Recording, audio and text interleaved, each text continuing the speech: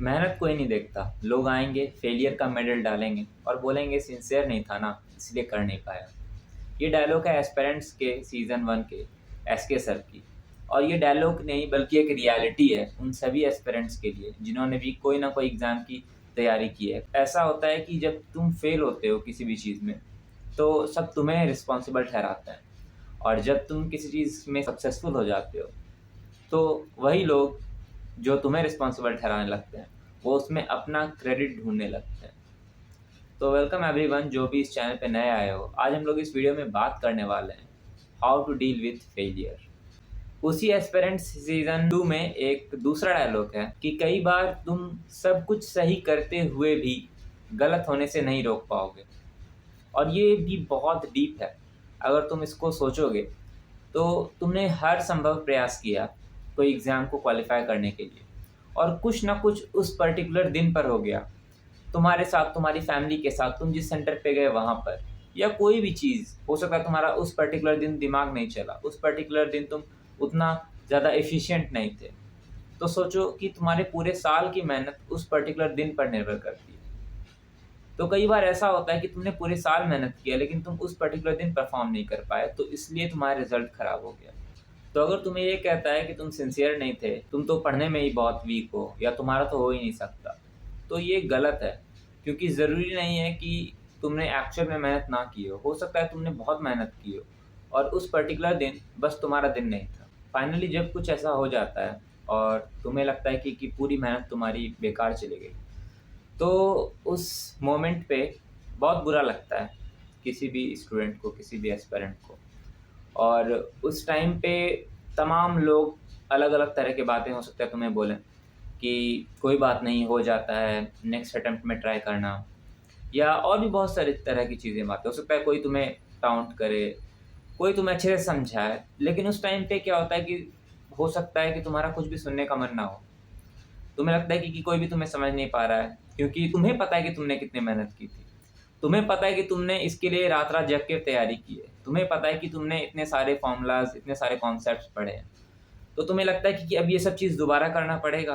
कहीं न कहीं गुस्सा आ रहता है, कहीं न कहीं सैडनेस रहती है। कुछ लोग इसको दबा लेते हैं, कुछ लोग रो कर के बाहर निकाल देते हैं। तो अगर तुम्हें भी ऐसा फ़ील हो, तो ठीक है, तुम ब्रेक ले लो, कुछ दिन का ब्रेक लो, 3 से 5 दिन। रोना आ रहा है तो रो लो। फेलियर को एम्ब्रेस करना सीखो कि हाँ, मैं फेल हो गया, कोई बात नहीं, सब हो जाते हैं। हमें लगता है कि सब सक्सीड कर रहे हैं, सब अच्छा कर रहे हैं सिर्फ़ हमें छोड़कर। हमें लगता है कि सब सिर्फ़ हमें ही देख रहे हैं। इसको साइकोलॉजी में एक टर्म यूज़ होता है, स्पॉटलाइट इफ़ेक्ट। तो इसमें क्या होता है ना कि हमें लगता है कि पूरी दुनिया सिर्फ़ हमारे बारे में सोच रही है, सिर्फ़ हमें देख रही है। और ये फेनोमेना सबके साथ होता है, जितने लोग हैं। तो सभी अपने-अपने ही स्पॉटलाइट इफ़ेक्ट में जी रहे हैं इस वर्ल्ड में। तो इस चीज़ से थोड़ा-सा बाहर आना है हमें और हमें थोड़ा ब्रॉडर पिक्चर देखना है। अपने आप को थोड़ा समय भी देना है इस फेलियर से जूझने के लिए, कि जो चीज़ हुआ है उसको एक्सेप्ट करने के लिए। कई बार एक्सेप्टेंस में भी हमें टाइम लग जाता है। 5 दिन, 1 हफ्ता दे दो, बिल्कुल मत पढ़ो अगर नहीं मन कर रहा है पढ़ने का। मूवी देख लो, कहीं घूमने चले जाओ, या कुछ नहीं मन कर रहा तो बस चिल करो कुछ दिन। थोड़ा रिलैक्स करो, थोड़ा सोचो, और फिर जब दिमाग थोड़ा शांत हो जाए, तो एक पेपर लो और उसमें लिखो कि तुमसे क्या गलतियाँ हुई हैं। क्योंकि तुम जब वो चीज़ को राइट डाउन करोगे ना, और सिर्फ़ वो मत लिखो कि क्या गलतियाँ हुई हैं, तुम साथ-साथ ये भी लिखो कि तुम्हें क्या करना चाहिए था या तुम क्या उसमें इम्प्रूव कर सकते हो।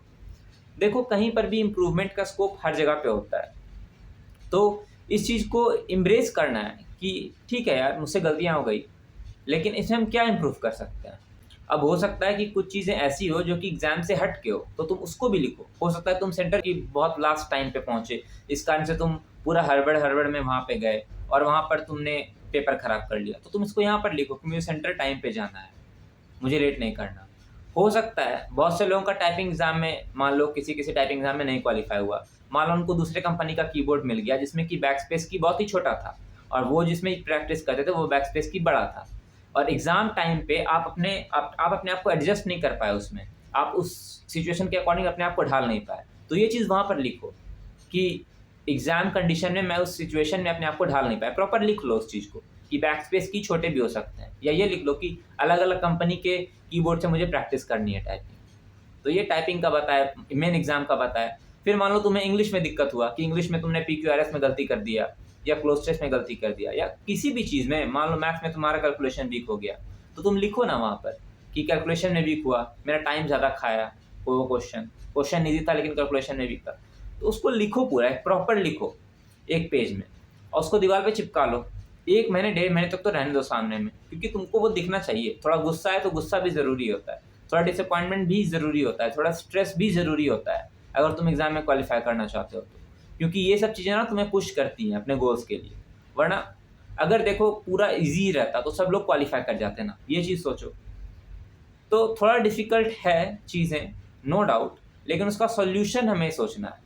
अगर सॉल्यूशन ओरिएंटेड हम लोग सोचेंगे तो हम लोग इस चीज़ से जल्दी उभर पाएंगे और जल्दी उससे नेक्स्ट एग्ज़ाम में हमें रिजल्ट देखने को मिल सकता है। ठीक है, और 1-2 चीज़ है, मुझे नहीं पता तुम लोगों में से कितने लोगों ने रस्म रथी पढ़ा है। देखो, irrespective of your religion, caste, creed, जो भी है, लेकिन इसके कुछ जो लेसन्स हैं वो बहुत ज़्यादा यूनिवर्सल हैं और बहुत ज़्यादा अच्छे हैं। तो उसमें से लाइक 2 पार्ट है, मतलब ऐसे तो बहुत सारे ही हैं लेकिन वो सारा इस वीडियो में नहीं बता सकते हम। तो उसमें से 2 जो पार्ट है जो कि हमको बहुत अच्छा लगा था, तो वो सुनते हैं तो बहुत ज़्यादा हमको मोटिवेशन मिलता है जब भी कभी ऐसा कुछ इंसिडेंट होता है हमारे लाइफ में। क्योंकि देखो, लाइफ से तो अप्स एंड डाउन्स रहेंगे ही हर फेज़ में, तो उससे डील करने के लिए ये 2 लाइन्स बहुत ज़्यादा हेल्प किया था। तो पहला कुछ इस तरह से है, जब विघ्न सामने आते हैं सोते से हमें जगाते हैं, मन को मरोड़ते हैं पल पल, तन को झकझोरते हैं पल पल, सतपथ की ओर लगा कर ही जाते हैं हमें जगा कर ही। तो ये बहुत अच्छा लाइन है। और इसके बाद दूसरा लाइन है, वो भी बहुत अच्छा है। इसमें है, भूखंड विजेता कौन हुआ, अतुल्य यश क्रेता कौन हुआ, नवधर्म प्रणोता कौन हुआ, जिसने न कभी आराम किया, विघ्नों में रहकर नाम किया। तो ये दोनों श्लोक हैं, ये बहुत ज़्यादा इंस्पिरेशनल है। अगर तुम्हें ये वीडियो पसंद आई है तो तुम्हें ये वीडियो भी बहुत पसंद आएगी, जिसमें मैंने 12 आवर स्टडी ब्लॉक चैलेंज लिया था और उसमें मैं फेल हुआ था। तो तुम देख सकते हो कि इस वीडियो में मैंने फेलियर के बाद क्या सीखा था।